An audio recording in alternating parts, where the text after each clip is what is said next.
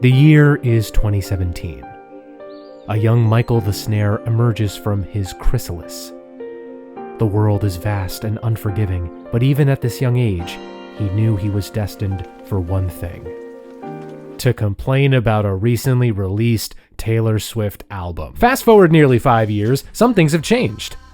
Some things have stayed the same. For the past few months, the biggest thing in popular music has been Taylor Swift. The VMA announcement of a new album, the Midnight's Mayhem song title announcements that were not actually much mayhem at all, the 27,000 vinyl variants, the Boss Baby reference, the Fat Phobia controversy, the tour announcement, the Ticketmaster debacle. I even saw plenty of discourse on whether the album art was any good, which I believe it is. We love minimalism and grid systems in this house. There's been a lot of news stories around Taylor this time, but it all reminds me of the discourse surrounding that 2017 album, Reputation. Because once again, the least interesting thing about this whole cycle is the music itself. Let's talk about that now. Midnights is Taylor's 10th album, not counting re-recordings, and its main producer is Jack Antonoff. There's also some production from Soundwave, Jahan Sweet, and Keanu Beats, plus Folklore and Evermore producer Aaron Dessner is present for 3 bonus tracks. Okay, allow me to have a quick self-intervention and lay out my innate biases. I wanted more Aaron Dessner. And I know he's on the bonus tracks, and this doesn't mean he will never produce a full Taylor Swift album again, so on and so forth. Still, I was hoping he'd be a more present figure going forward. But considering this album's loose concept, I think Jack ended up being the right collaborator. Midnights is an album chronicling 13 sleepless nights for Taylor, a framing that confused me at first. I thought,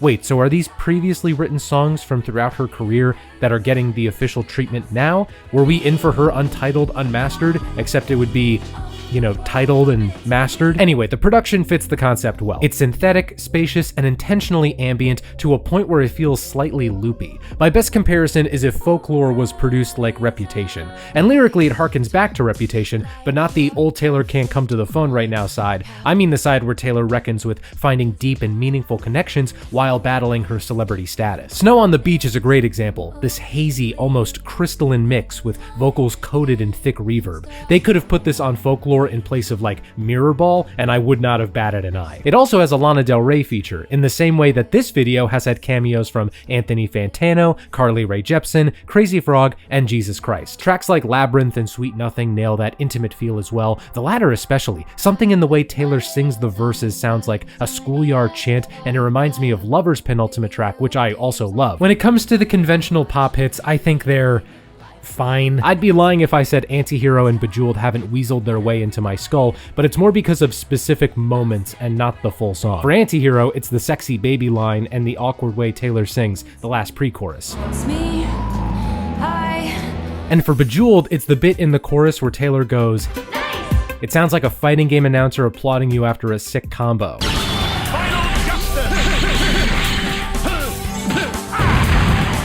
Karma is an all-out winner though. That chorus might be the best on the whole record. Taylor even sings some of it in Spanish.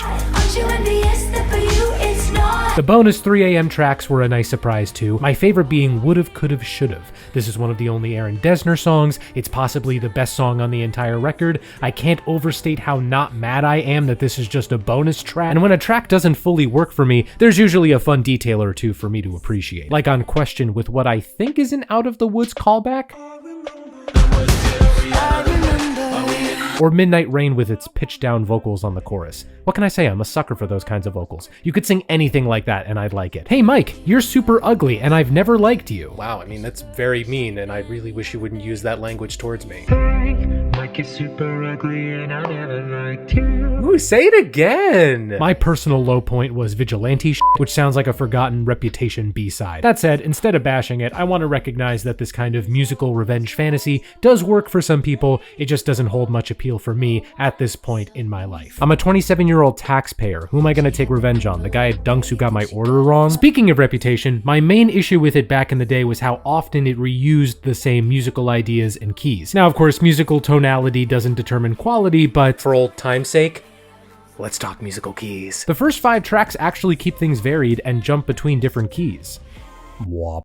And then this happens. There's this string of songs in the middle that, for whatever reason, are all in C major or A minor. It changes up right at the end, and then the 3 a.m. tracks are a varied bunch. Doesn't make the songs bad on their own, it just feels repetitive on a full listen. Swifties, help me out. Does this run of songs have some secret meaning that I'm not picking up on? But all of that, everything I've described so far, isn't what inspired me to talk more in depth about this record. The thing that got me going was the Bejeweled music video, which Taylor wrote and directed, and in which she stars as Cinderella. Okay, here's my hang-up, right? Taylor Swift has won.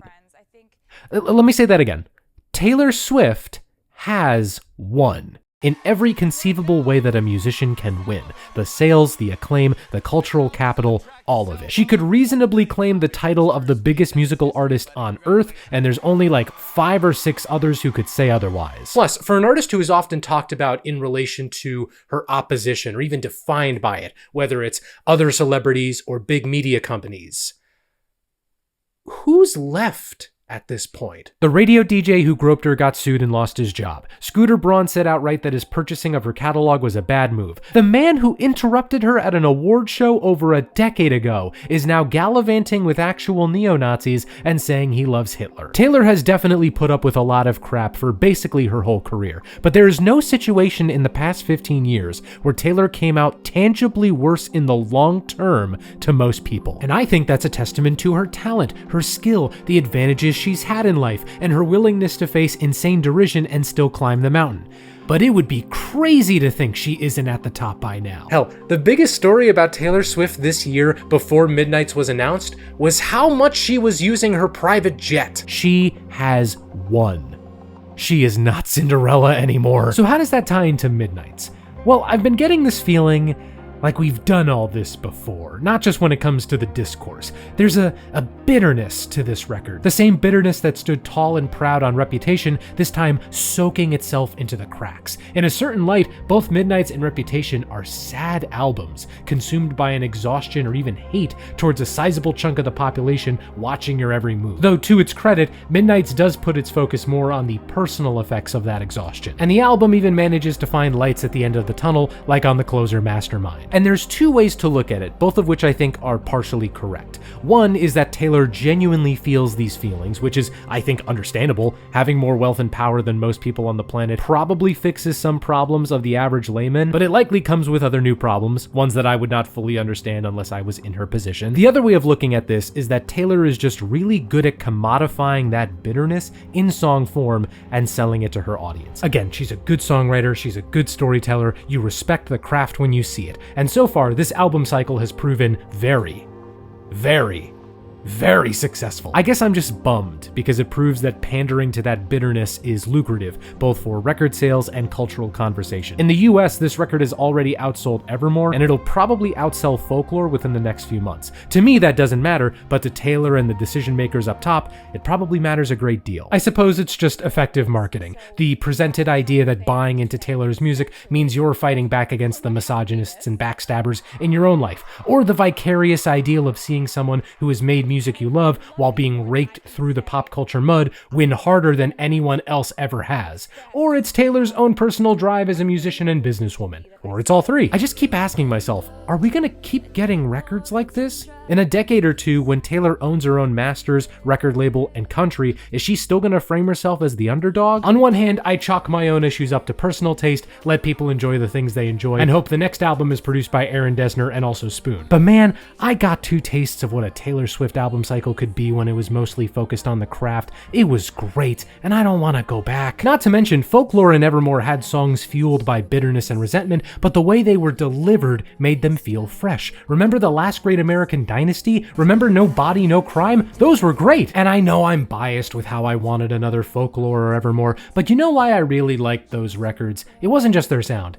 They felt like steps forward. They felt like we were done with the tabloids, we were done with the drama, and we got to just focus on the actual music. Midnights worries me because it makes those 2 records feel not like they were a glimpse of a brighter future, but temporary pit stops on the way to Switzerland. But you know what the worst part is?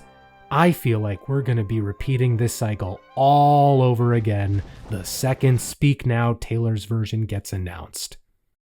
Bye, everybody. I should not be led to my own devices. They come with prices, and prices I end up in